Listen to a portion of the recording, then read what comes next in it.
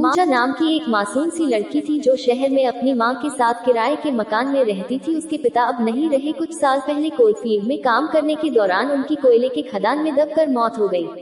अब घर में केवल पूजा और उसका एक छोटा भाई और माँ रहते हैं। पूजा अपने घर के खर्चे चलाने के लिए कॉल सेंटर में जॉब करती है। जिस कॉलोनी में पूजा रहती थी उसी कॉलोनी में अमन नाम का लड़का रहता था जो पूजा को पसंद करता था, लेकिन अपनी दिल की बात बताने से डरता था। एक दिन पूजा की माँ सीढ़ियों से गिर जाती है, जिसके कारण पूजा की माँ का दाहिना हाथ टूट जाता है। पूजा तुरंत अपनी माँ को अस्पताल ले जाती है। डॉक्टर ने पूजा की माँ को 1 महीने आराम करने को कहा। पूजा अपनी माँ की देखभाल करने लगी और इसी वजह से वह अपनी कॉल सेंटर की जॉब पे भी नहीं जा पा रही थी। अब 1 महीने हो गए थे और पूजा की माँ का हाथ ठीक हो गया था।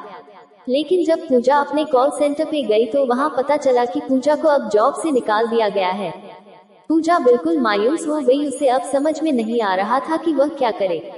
पूजा मायूस होकर घर आने लगी। तभी अमन ने पूजा को देखा कि आज वह बहुत ही मायूस दिख रही है।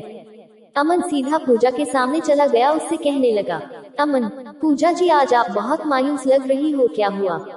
पूजा, आप कौन हो? मैंने आपको पहचाना नहीं। अमन, मेरा नाम अमन है और मैं आपके ही कॉलोनी में उस सामने वाली बिल्डिंग में रहता हूँ। पूजा, राजेश अंकल के घर में रहते हैं। अमन, हाँ, लेकिन आपने बताया नहीं कि आज आप इतनी उदास क्यों हो? पूजा, आज मुझे मेरी जॉब से निकाल दिया गया।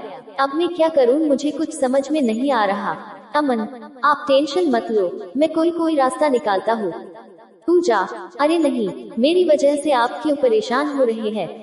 अमन, इसमें परेशान होने की क्या बात है, आप हमारे कॉलोनी के हो, इतना तो हम कर ही सकते हैं।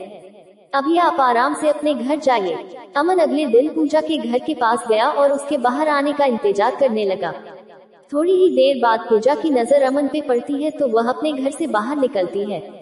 अमन उसे बताता है कि इस शहर में मेरे पापा के दोस्त का एक रेस्टोरेंट है और वहाँ के रिसेप्शन काउंटर पे एक लड़की की जरूरत है, तो मैंने अंकल से बात करके तुम्हारे बारे में उन्हें बताया और वो तुम्हें काम पे रखने के लिए मान गए। ये सुनकर पूजा की खुशी का ठिकाना नहीं रहा। उसने अमन को थैंक यू कहा और पूछा कि काम पे कब से आना है। अमन ने कहा, ऐसा करो, आप मेरे फोन नंबर ले लो और कल सुबह के 10 बजे आप मुझे कॉल करना, मैं आपको अंकल के रेस्टोरेंट पे ले जाऊंगा।